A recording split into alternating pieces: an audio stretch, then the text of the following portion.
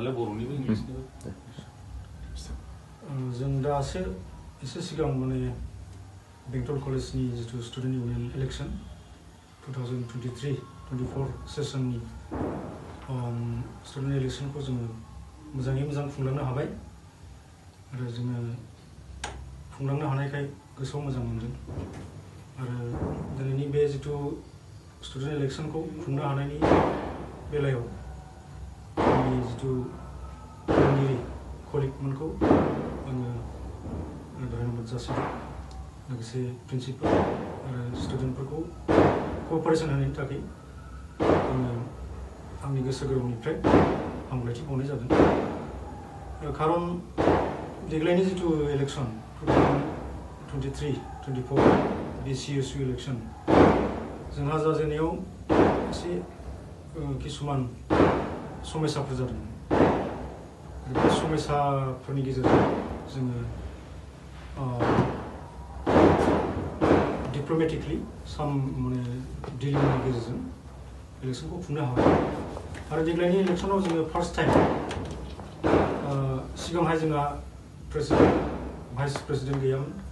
बेखौ जोङो इमप्लिमेन्ट खालामनाय जायाखैमोन देग्लाय फार्स्ट टाइम जों खालामनाय जादों आरो बेखौ जों खालामनाय जादों स्टुडेन्टफोरनि जितु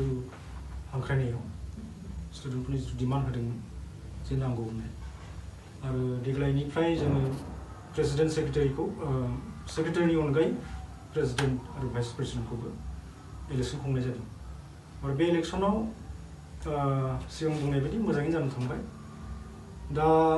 देग्लायनि जितु स्टुडेन्ट इलेक्सनाव जोंहा जायख्लं बसुमतारी प्रेसिडेन्ट हिसाबै गेलेदोंमोन लोगोसे निपुनजय नार्जारी बिथाङाबो गेलेदोंमोन प्रेसिडेन्ट हिसाबै बिनि गेजेराव निपुनजय नार्जारी बिथाङा देरहासार जानानै थांबाय आरो लोगोसे जितु जेनेरेल सेक्रेटारि बियो देग्लाय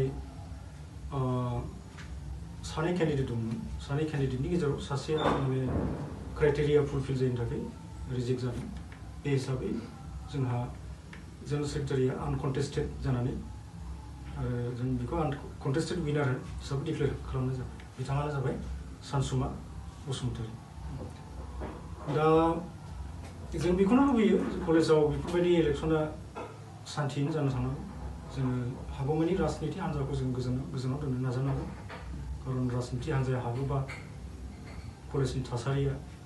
एसे बेले बेजे जानो नागिरो आरो देग्लायहाय जोङो मोजाङै खुंनो हाबाय किसुमान समस्या जादोंमोन आं बे समस्याफोरखौ मोजाङै खुंलांनो हानायखाय आरोबाव आङो बुंनो सानाखिसै जाय बिथांमोना देरहाबाय बे बिसायख'थियाव बिथांमोनखौ माबायदि मावलांनो खावलायगोन आरो जाय बिथांमोना जेनबाय बिथांमोनखौ माबायदि गावनि गोसोखौ हमथानो थाखाय नोंथाङा खावलायगोन दाथ' देग्लायहाय आं बुंनाय बायदि जेनेरेल सेक्रेटारिया माने बिसोरो अपोजिट ग्रुपनिफ्राय फैदोंमोन अपोजिसन पार्टि ग्रुपनिफ्राय फैदोंमोन दा बिथाङाथ' हारसिं जासिगोन आं बिथांखौबो खावलायगोन दानि देरहासार जानाय मोनसे ग्रुपजोंनो जयै मोजां मावलांबा मोजां जागोन आरो जों आसा खालामदों देग्लायनिफ्राय कलेजाबो इउनियन बडिखौ जथेस्थ' अट'नमि गावसोर बिनाय बायदिखौ जों होनो नाजागोन आरो जों बेखौनो खावलायगोन इउनियन बडि हिसाबै बे नङा जे बिसोरो कलेजनि मोनसे आलादा संगठन कलेजखौनो लोब्बा दोननानै कलेजनि मोजांखौनो साननानै बिसोर मावनांगोन कलेजनि जौगाथाय कलेजनि बेरेखा जाहाथे बिसोरो जेबो एक्टिभिटिसखौ मावा जों बेखौनो खावलायगोन आरो